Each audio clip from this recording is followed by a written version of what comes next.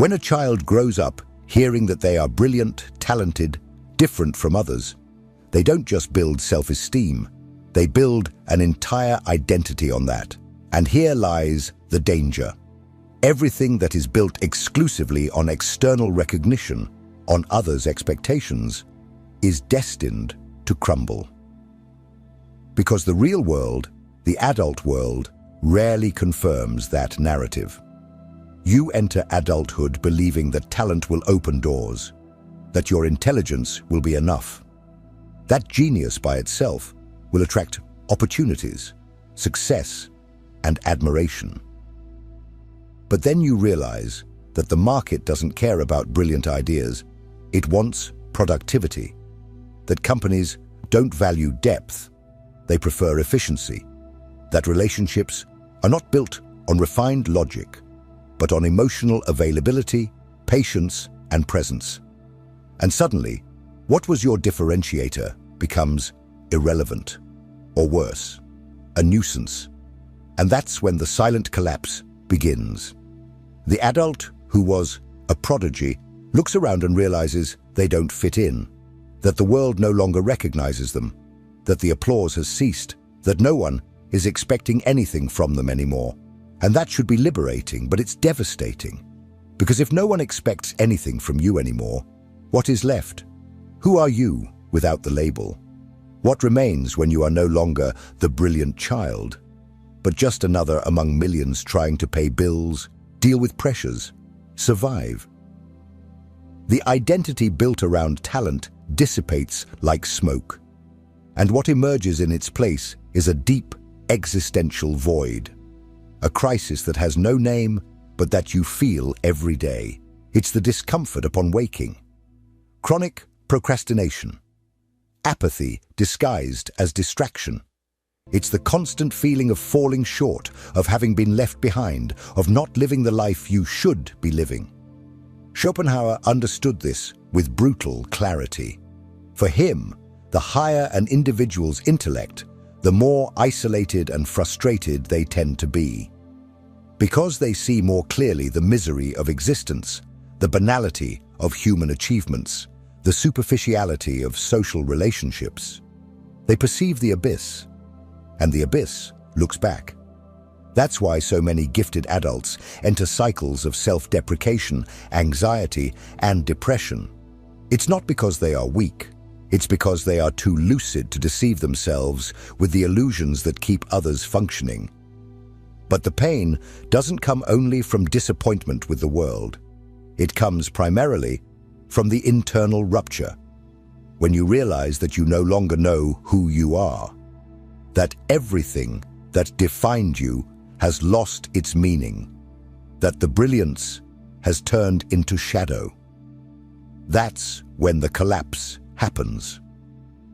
And it's at this point that many ask themselves, why does the world seem to ignore the intelligent? Why? The more I understand, the more invisible I become. If talent was everything, why does it now seem worthless? The answer lies in society's disdain for depth. And that is exactly what we will reveal in the next part. Why society prefers to ignore the brilliant, and how this further fuels the frustration cycle of those who were trained to be extraordinary. If what you're hearing resonates with you, you'll find real value in my ebook, Beyond the Shadow. It breaks down Jung's core ideas and gives you tools to understand yourself more deeply. Link is in the pinned comment. The pain of those who are child prodigies lies not only in personal failure, it is in the collective silence that accompanies their fall, an uncomfortable, almost cruel silence, as if the world has simply forgotten that you were once called a genius. But have they really forgotten? Or did they never truly care? The truth is uncomfortable. The world does not value genius when it does not serve a practical, immediate, profitable purpose. Intelligence by itself does not move people. Deep thinking does not go viral. Intellectual sensitivity does not sell. We live in a society that celebrates performance, not perception. That rewards obedience, not lucidity. That prefers the mediocre competent to the unstable brilliant. And here lies one of the most devastating aspects of Schopenhauer's philosophy. He claimed that the greater the degree of an individual's consciousness, the more isolated they become.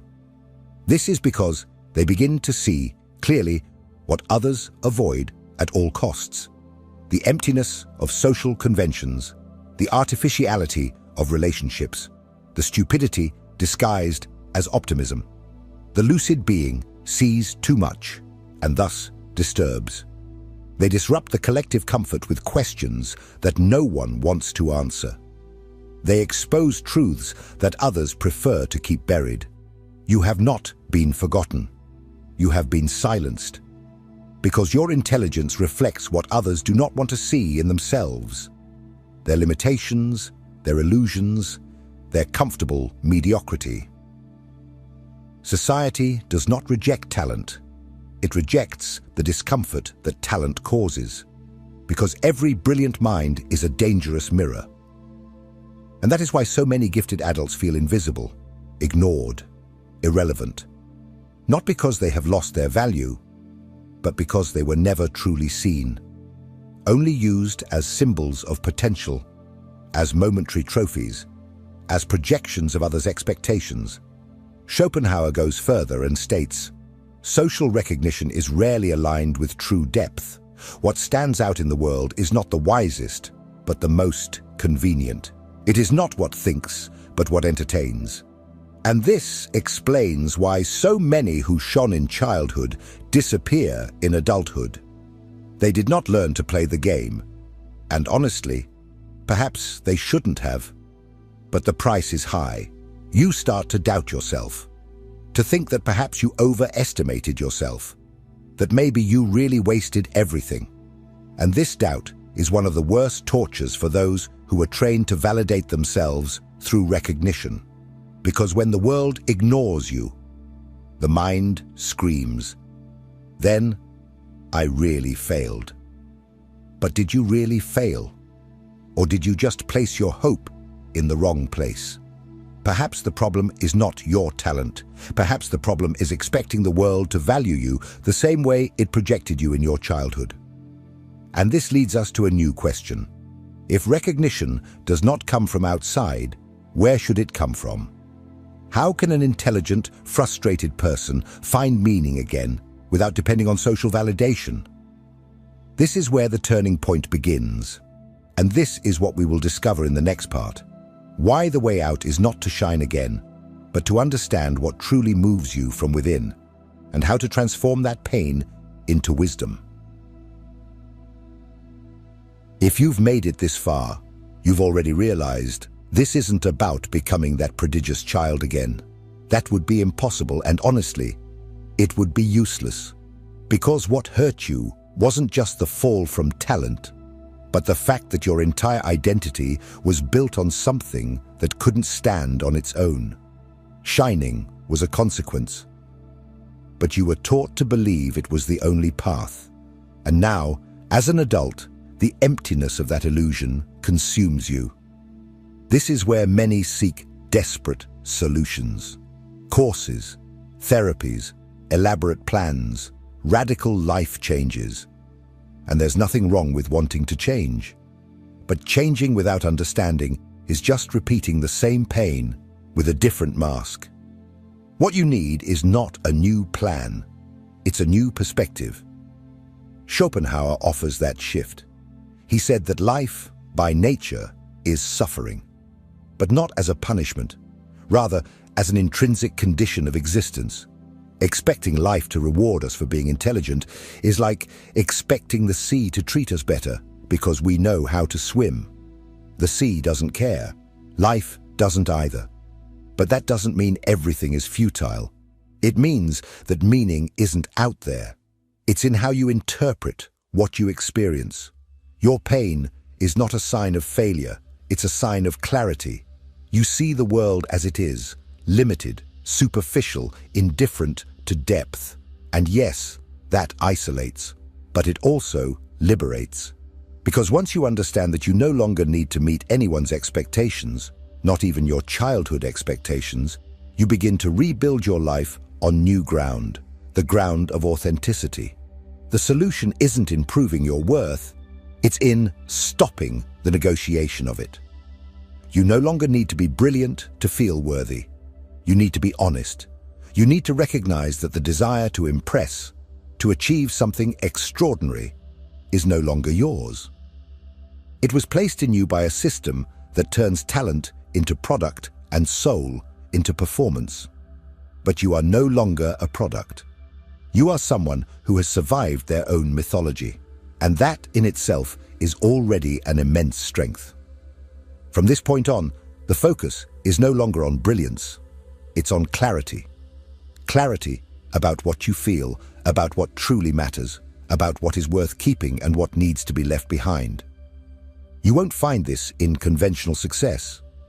You'll find it in conscious solitude, in the silent search for meaning, in the radical acceptance of who you are, without masks, without poses, without the need to be extraordinary.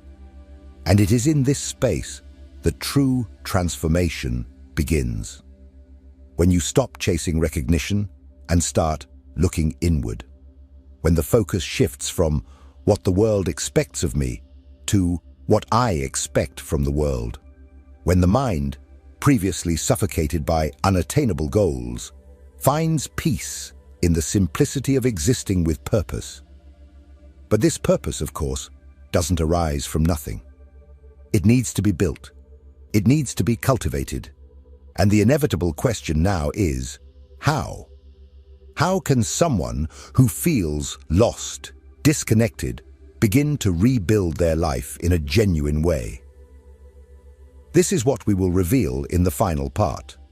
How the pain that brought you here can, in fact, be the starting point for a new way of living.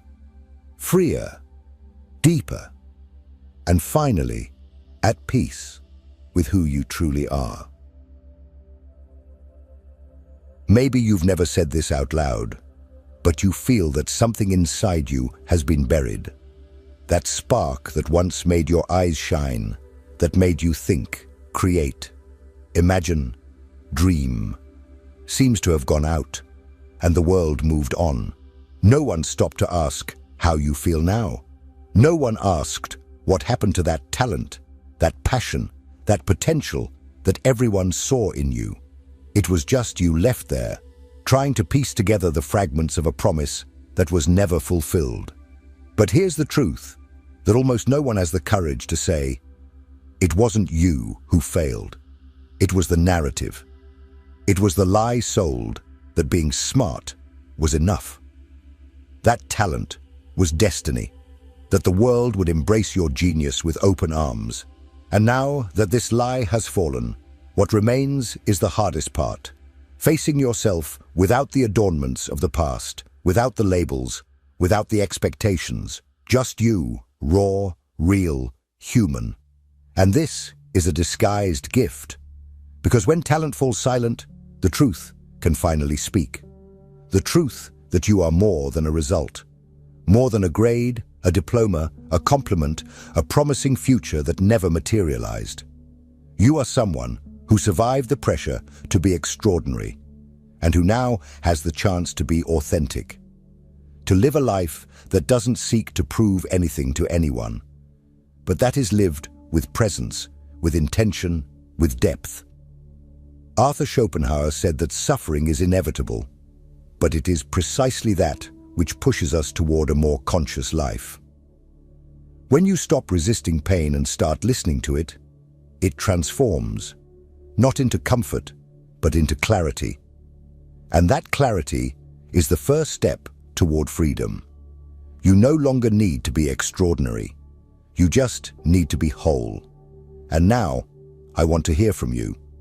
What did this video awaken in you? Did you recognize yourself in any part? Have you been living with this feeling of silent frustration? Share in the comments. Sometimes, putting into words what is suffocating inside is already an act of liberation. And you can be sure, many people are going through the same, and your comment could be what someone needed to read today. And if this message touched you, confronted you, or helped you see your own story with new eyes, then don't stop here.